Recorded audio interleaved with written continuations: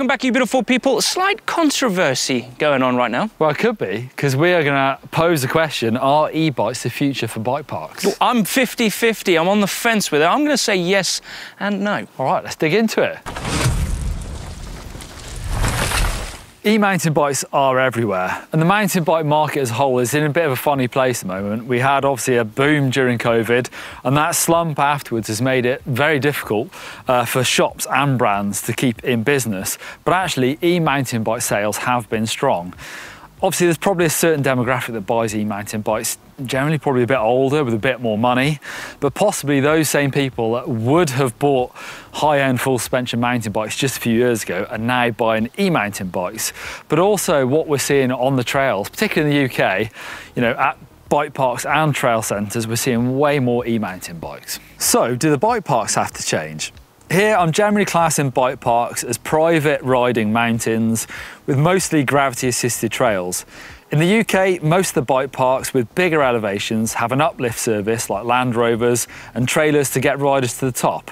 But also, I was in the French Alps just a few weeks ago, first time in a few years for me, and I was surprised at how many people were using their e-mountain bikes on the ski lifts. But I guess that fits what the brands and the shops are saying now, that people aren't necessarily buying new enduro or downhill bikes, they're buying e-mountain bikes, and that's becoming their do-it-all bike. So the bikes we're going to be riding, Neil's going to be on his e-bike and I'm going to be on my pretty brand new propane Spindrift. Now this thing is an absolute free ride machine. 200mm fork up the front with regards to the Fox 40. I've got 180 on the rear. It's a mixed wheel size. This thing has got 7 gears.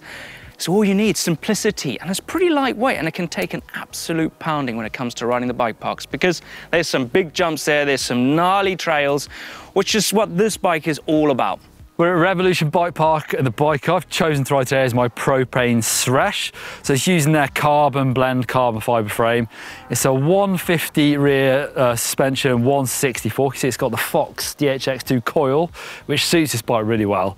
You can run this bike in full 29, but I've chosen mixed wheel size. I love it for doing jumps. Actually, for all round sort of shredding, this bike is brilliant. And that smaller rear wheel, that's what I really like.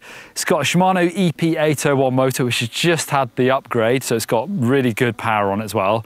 And it's got a 626 watt-hour battery, which is plenty for me.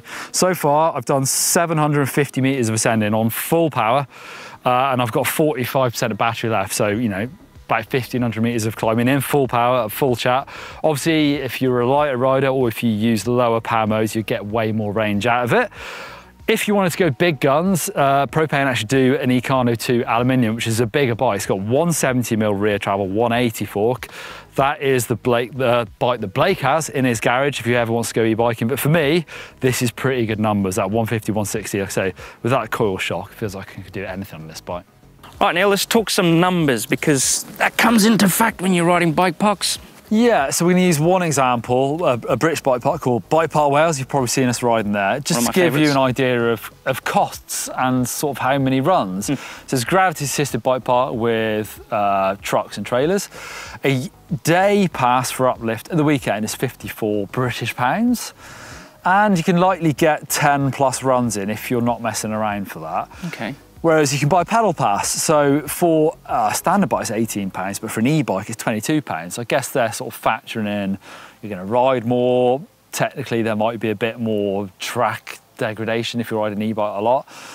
So you're still paying to ride, but you could do a lot of runs. It takes between 20 to 50 minutes, depending on what level of assist you're using. Or fitness. Exactly, to get to the top on an e-bike. So I would say, you know, full power, going hard, 20 minutes is pretty quick. Yeah, it's pretty quick. And the uplift takes around 20 to 25 minutes. So it's pretty comparable in actually how many runs you get. So how many runs would you get to your battery? So I've worked around 1,500 meters. I don't know how many runs it is at Bike Park Wales. We could work that out, I'm sure, but it's a reasonable amount of riding, and that's on full power riding to the top of the hill as well. One of the differences there for me though is you are riding. You're not sat in a trailer, which isn't, you know, it depends what you're after there. But I do like, well, it depends on the weather, I suppose. But most of the time I'd rather be sat out doing a bit of exercise and not being sat in a truck as well. But it's quite interesting when you sort of dig into the mathematics of it, I suppose. Yeah, I reckon I could do 10, 12 runs maybe. Yeah. On acoustic, if we're using the uplift. But that's pretty much not really stopping for lunch. That's like a quick munch, and then gone. And you do see a lot of e-bikes at Bike Park Wales. They do have a dedicated climbing route that is great for e-bikes, and we're seeing that come to more bike parks. It's not in every bike park by any means at the moment. No. Places like Dovey, there's no obvious way for you to ride up, and actually you can't ride up where the trucks are doing the uplift anyway. So that is one place where I think we will say bike parks change, where they will start to embrace people riding up as well. The problem is, how does that affect their business model? How do they charge people? Bike Park Wales are doing it probably the right way at the moment. Yeah, I think there will be a few other bike parks out there that will probably build infrastructure for e-bikes, but at the moment I feel like it's still aimed at acoustics. At the moment, probably, especially, you know, if we've gone to places like Whistler, I can't see them embracing it as much because they've got ski lifts. Yeah.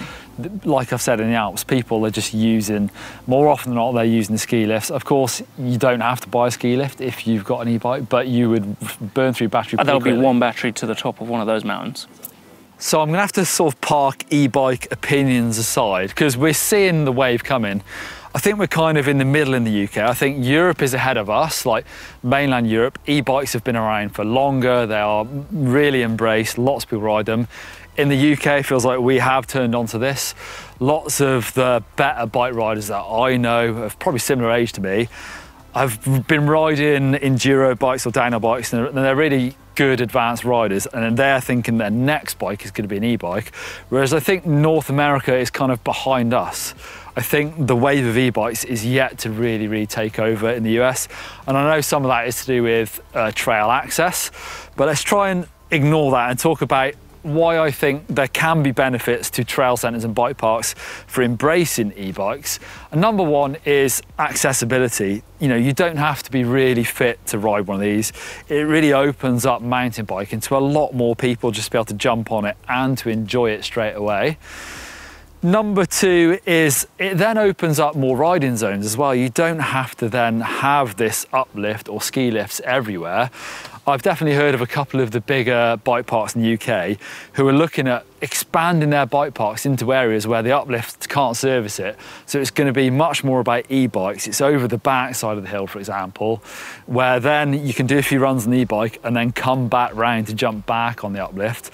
So it could make these bike parks expand. And the third one is it's the economic value of it. If more and more people, you know, not just the market of mountain biking, you know, is riding e-bikes, but actually the whole sort of market is growing because more people can ride these things, then the economic benefits that come with that you can't ignore. I think if bike parks ignore e-bikes, it will be at their peril. But there's something to say about riding an acoustic bike like this without a battery or a motor. This bike is built for freeride. It's built for going downhill with this aggressive suspension on the front and on the rear. It's mixed wheel sizes. It's got some aggressive tires, big brakes. Now, when it comes to riding a bike park, especially for a youngster, having an e-bike between their legs is going to be rather heavy. And it's going to be quite detrimental on how they would ride a bike park. Whereas a bike like this is way lighter, it's way more playful, it's fun to ride, and it's a lot less stressful when it comes to charging batteries or having something go wrong. It's pretty simple. What about concerns of e-bikes at bike parks, Blake? First one, Neil, I'm going to say trail wear, because they're going to be going up more, they're going to be coming down and going back up again. Yeah, I definitely agree with that. Although, you know, some of my local trails, I've heard that argument, and some of our natural trails, like, they don't get ridden enough, they get overgrown. Yeah, that's true. But I do know that, you know, I'm going to be riding them 2 or 3 times as many times because I'm enjoying it. If I had the energy, I probably would do it on my acoustic bike, but I don't, so I do it on this instead. I think I'd do the same thing, Neil. I'll do the same thing on my e-bike. Now, the next one, right, is cost. Yeah. Cost effective. Well, there's, no getting away from e-bikes can be expensive, and that's probably why some of that demographic I'm talking about, maybe the people with a bit more money are buying these things, but they're the people that probably spent a load of money on fancy mountain bikes before as well. Yeah. But some people might be priced out because you've got the motor, the battery, all those extra bits that, they're not the cheapest machines. When it comes down to maintenance as well, that's a pretty heavy bike compared to that. So you're going through pads, tyres. I do. Pads are pretty cheap, to be fair, but I guess the tyres will add up.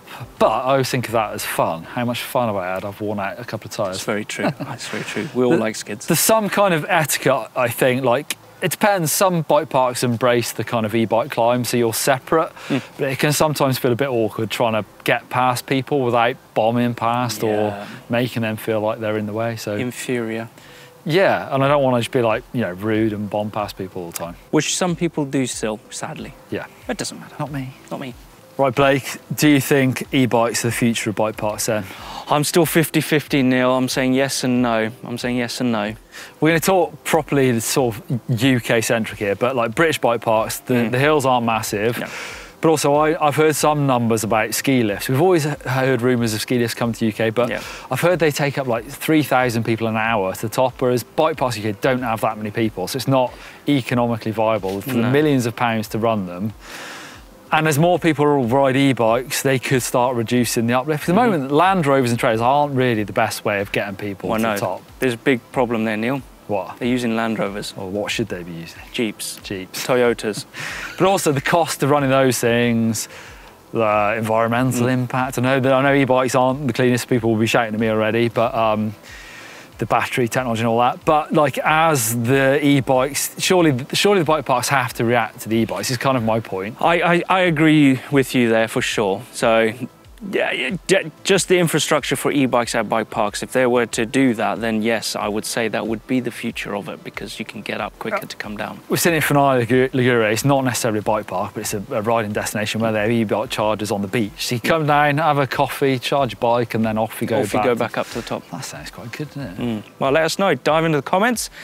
Give us your opinions there to see if it is the future or if not. Anyway, thank you very much for watching. But also, talking to the North Americans, the Canadians with the big mountains and the Europeans, of course, like, what are you seeing at your bike parks that are maybe, you know, the bigger bike parks that we're used to? What are you seeing with bikes, e-bikes over there? Let us know.